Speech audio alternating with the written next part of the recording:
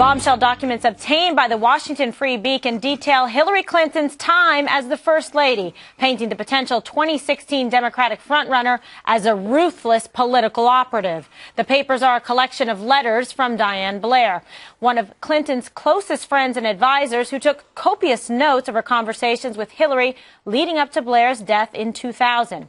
Among the revelations, Clinton referred to Monica Lewinsky as a narcissistic Looney Tune. The media is having big egos and small brains, and even called for a single-payer health system in 1993. Boy, does she sound qualified to become president. I mean, you don't want to get on her hit list.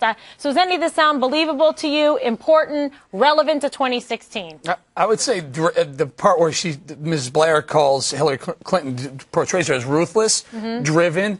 I mean, Hillary Clinton was excusing Bill Clinton's dalliances because she was concerned about how it would look for the family, A, and B, for the president. I mean, unbelievable. Unbelievable. This is so insightful. It's a really long piece, but it reads really quickly, like you're sitting on a beach reading a novel.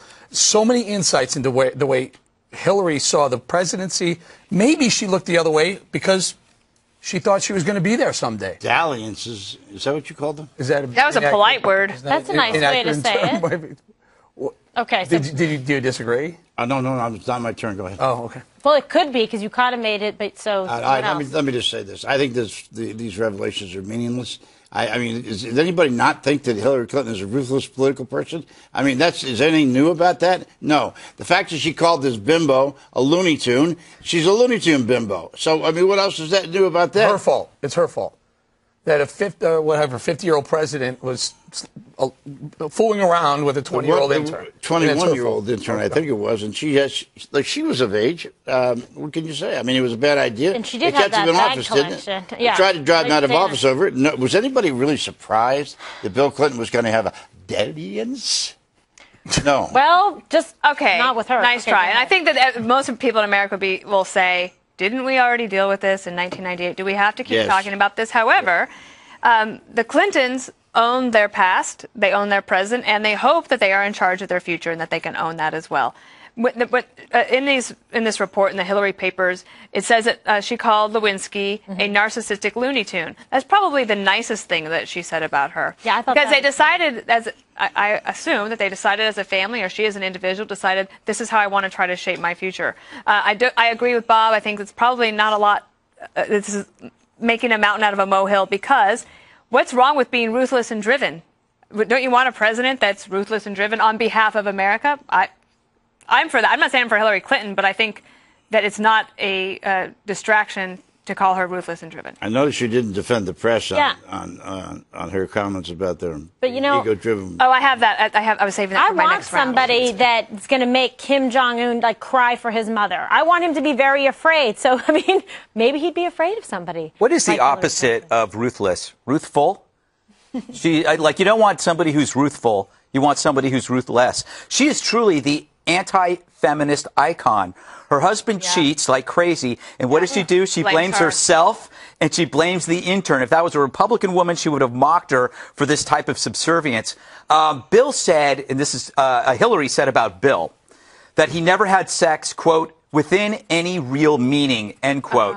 How awesome is it to have a wife like that to set a bar so high for infidelity that he could sleep with the entire cast of Glee, and she'd be like, no, that's not sex, go for it.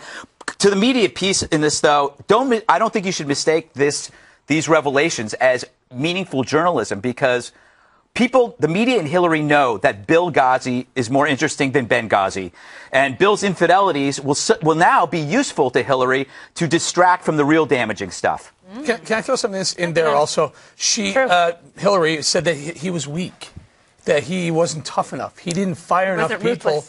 He wasn't ruthless enough. Well, and I understand what you're saying. Maybe this is years later, but then again, you're getting insight as to what kind of, if she were to be elected president, ruthless president. Maybe you want that. Well, Maybe let me ask you something, Eric. But One of the criticisms you have of Obama is like he should fire people like Sibelius and whatnot. I think Hillary would. That's fine. But she was doing this when she was first lady. She'd have a firing squad. She was doing this when she was first lady. Right, I get you. It was very clear in that White House, and I spent a lot of time around there. She was after people, and he just refused. He was so loyal to a fault, or maybe there was more psychology behind it than that, but he did not like to let people go. Think about it. Name me one person that was knocked out of that first year, his first term, that was of any significance. I can't think of one. But Obama didn't let anybody go either. I'll tell you one in the commercial break. Oh, really? Oh, really? Yeah. I do agree with her on one thing. She said that that the press has big egos and no brains. I mean, we might agree. No, I'm kidding. She's going to need the press. The press is going to bend over backwards to try to help her through all of this. Can we also bring up the fact that how weird it is to have a close friend who keeps copious notes of you? Wow. Well, I mean, who, by the way, then died. Yes, I don't know. I just like I don't want anybody taking notes of what I'm doing because it'll be very embarrassing. I keep all those notes you write every day when you put them in the trash. Oh, very good. Consider what happens if she does win. Then that means Bill will be back in the White House, which means he has 2.5 years, or at least 2.5 years, to get everything out of his system before then. So we should lock up our daughters, our mothers, our grandmothers, and our sheep until he gets back into the White House. But I think that as you said, they set the bar to a standard that it doesn't matter, right? I mean, at that point, nothing matters. You caught me in a lie. But from a policy initiative, the best thing you could have is Bill Clinton back in the White House. If the people in America were asked today, who would you like to have in the White House right now over anybody who's been in the White House the last 30 years, they'd say Bill Clinton. Where's that poll, Bob? Where's that poll? I'm saying, if you would ask, people love Bill Clinton. He's the most beloved figure in American politics. You know what he is? I'd take Reagan or either of the Bushes. That's what I would have. He's Bubba. He's like interesting. I think that's a challenge for Republicans because there's nobody as interesting as Bubba. But I disagree. I think that drama, people are over it. Yeah. And that they sit there and think, do we really have to go through this another 8 years? So here's the thing. People might like Bill Clinton, but I'm going to tell you something. Every time you see Bill Clinton, there's a little part of you in the back of your mind that thinks, wow, he was doing that in the Oval Office while he was president. And he was doing that with her. They won't be able to escape it, so maybe they've decided to embrace it instead. I think it's very rare that people are going to think about that. Look, with all due respect, he does bring in a lot of, I think, interesting drama to the White House, where Republican presidents seem to be no drama. All right, we don't want drama. I don't want. I'm why do we want no drama drama in the White House? How about just getting stuff done? Jobs? A lot of people said that about Clinton. They wish he wasn't so belabored with all these problems and scandals. He could have gotten more done. Best 8 years of economic growth in the history of American politics. Imagine if he applied himself. Incorrect, Robert. That is absolutely incorrect. Get him, Eric. Who was? Go ahead. It was Ronald Reagan. It was after Jimmy Carter trashed the economy. The most significant growth was during the Reagan administration. Bill Clinton, to his credit, rode the coattails of the internet bubble, and that worked for him, but it was nowhere near what the economic growth numbers, the GDP numbers out of Reagan era was far surpassed Bill Clinton. Can I just point something out? Hillary Clinton, in a New York Times interview, talked about not being in favor of a single-payer system as far as health care goes. Yet in these documents, Ms. Blair says, you know what, behind the scenes, she was saying that in the media, but she really was all for a single-payer system than any other system. Like Bob.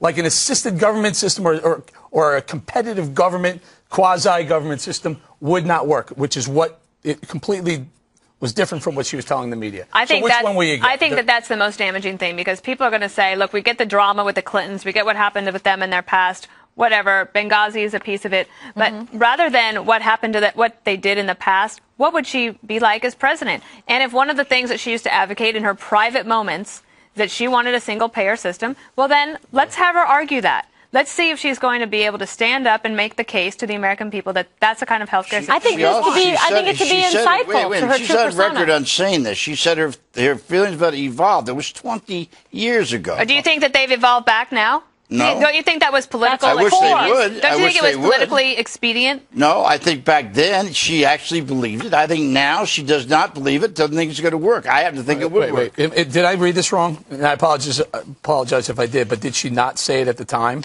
Yeah, she did. We're not talking about now. I'm talking she before said the evolution. Years ago. 20 years at ago. the time, didn't she say when she you was were 19. But my point is, while she's telling the media one thing, she's telling her best friend the exact opposite, the way I understand it. I could be wrong, though.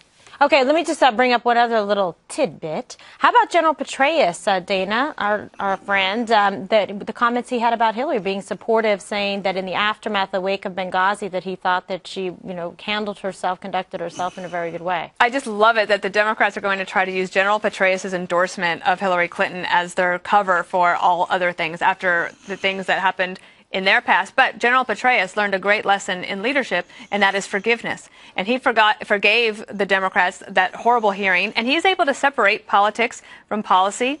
And I take him at his word. He thinks that she'd be a good president. Maybe he thinks that she'd be a better president. But I have also another feeling about this. When you're in an interview, if somebody says, "Do you think so-and-so would be a good president?" unless you want to trash them, you typically say yes. Mm-hmm. I think his words were a little bit more enthusiastic than that. That he thought she would be an exceptionally good president. She made a lot of very good decisions. That yes, he thought Benghazi was a mistake, but it wasn't an epic scandal. And I think Petraeus, we're going to use Petraeus. You all use Petraeus for your own purposes. We're going to use him here. Well, but you can also make a distinguishing point here that Petraeus, it seems like, is referring to after Benghazi, not what was going on during or when they said, what difference does it make or any of that? They're saying that cleaning it up after. She was excellent with the generals when it came to when she was on the Armed Services Committee. Mm-hmm. They loved her. She's got a good reputation with them. That's true. I think the bigger point here is how easy it is nowadays to attain power and hold on to it for decades, despite doing so little. We are a country that thrives on competition, but we can't go beyond two parties with the same old faces. Whether it's the left or the right, we have the same jerks that are paraded out in front of us, and we just accept them. We don't think of maybe we're tired of the Clintons, maybe we're tired of the Bushes, maybe we want some new people. Maybe we want some new blood, right? Yeah. That's how you got Obama. Yeah, that's true. That's true. By the way, probably the greatest progressive president in the history for the Democrats. That was the right thing for them to do. The Republicans should look at, I've said this, they have to find their Obama, and they haven't found their Obama yet, which is why they will lose to Hillary.